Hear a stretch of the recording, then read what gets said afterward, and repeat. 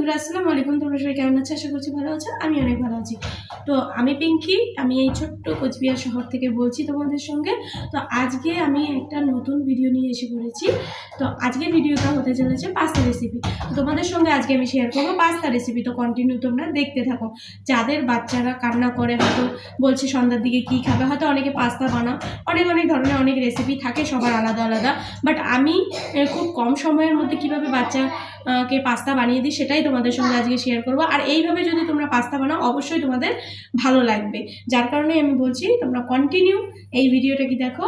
আর ভিডিওটি দেখলে তোমরা বুঝতে পারবে যে খুব কম সময়ের মধ্যে কিভাবে আমরা পাস্তাটা রান্না করে নিতে পারবো। আর খুব টেস্টি হয় পাস্তাটা অ্যাকচুয়ালি। এইভাবে বানিয়ে একবার তোমরা ট্রাই করো প্লিজ, ঠিক আছে? তো কন্টিনিউ তোমরা দেখো ভিডিওটা। চলো সর্বপ্রথম আমরা পাস্তাটাকে সিদ্ধ করে নেবো, ঠিক আছে?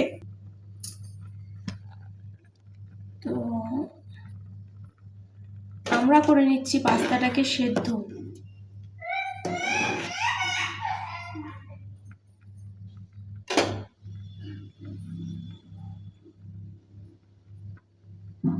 তো 7 মিনিটের মতো পাস্তাটাকে ভালো করে সিদ্ধ করে নিলাম। আর এদিকে দেখতে পাচ্ছ দুটো পাস্তা মশলা আর পেঁয়াজ কুচি কুচি করে কেটে নিয়েছি পরিমাণ অনুযায়ী, যার যতটা লাগে। ঝালটাও তোমরা নিজের মতো কেটে নিতে পারো। আর একটা ডিম, বেশি ডিম দেবো না। তো তারপরে আমি কড়াইটা বসিয়ে নিয়েছি। তো তেলের প্যাকেট থেকে তেল ঢেলেছিলাম, তো তেল বেঁচে গেছে একটু, তো সেটাই আমি প্যাকেট থেকে ঢেলে নেবো। আরও একটু এক্সট্রাভাবে উপর থেকে দিয়ে দেবো, ঠিক আছে? তারপর পেঁয়াজগুলো তেলে ঢেলে দিয়ে একটু ভেজে নিয়ে তার উপরে পাস্তাগুলো যে সিদ্ধ করে রেখে দিয়েছিলাম সেগুলো ঢেলে দেবো।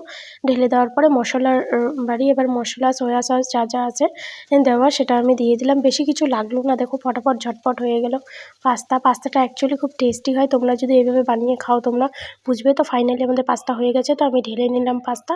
তো ফাইনাল রেজাল্ট এটা। তো চলো এবার নিয়ে যাই পাস্তাকে। এই যে দেখতে পাচ্ছ পাস্তা, খেয়ে দেখলাম দারুণ অমায়িক হয়েছে। তারপরে আমি সোজাসুজি চলে গেলাম বাবানকে পড়াতে। তো বাচ্চাদেরকে তো সন্ধ্যা হোক সকাল হোক 2 টাইম করে পড়াতেই বসতে হয়।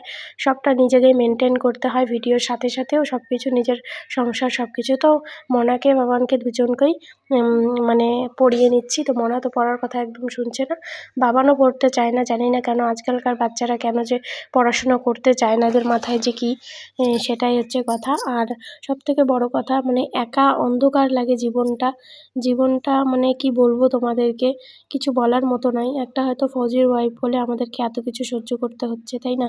এত কিছু মানিয়ে নিতে হচ্ছে। জানি না সবার লাইফ একই কিনা, বাট আমার লাইফটা একদম মানে এরকম হয়ে গেছে, কিছু বলার মতো না। অনেক সময় টেনশন হয়।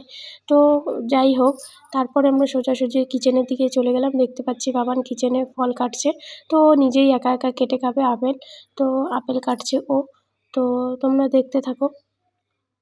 আর কি বলবো বন্ধুরা, তোমাদেরকে বলার মতো আজকে আর কিছু ভাষা পাচ্ছি না। কারণ হলো যখন থেকে রেজার ট্রিটমেন্ট করিয়েছি, তো অনেক গ্রামের লোকে অনেক কমেন্ট আসছে। তো যাক, মানুষ কী বলছে সেটা কানে দেওয়া যাবে না। তো নিজের পথে নিজে এগিয়ে চলো, তাই না? তো বাবানের দিকে ফলটা কেটে নিয়েছিল, ফল খাচ্ছে। খাওয়ার পরে আমি একটু রেস্ট করে নেবো, শরীরটা না ভালো লাগছিল না, তো আমি রেস্ট করতে এসে পড়েছি। আর হ্যাঁ, আরেকটা খুশির খবর আছে, সেটাও আমি তোমাদেরকে বলবো, সেটা পরে বলবো। এখন আমি আটা, দিকে জল গরম হয়ে গেছে, আর করব ডিম। আমাদের খাওয়া দাওয়া হয়ে গেছে, তো এখন ঘুমাতে যাবো। এখন বিছানা টিছানা করে নিচ্ছি, ঘুমিয়ে পড়ছি। খাওয়া দাওয়া সব হয়ে গেছে। দেখা হচ্ছে তোমাদের সঙ্গে নেক্সট ভিডিওতে। Tata, bye bye.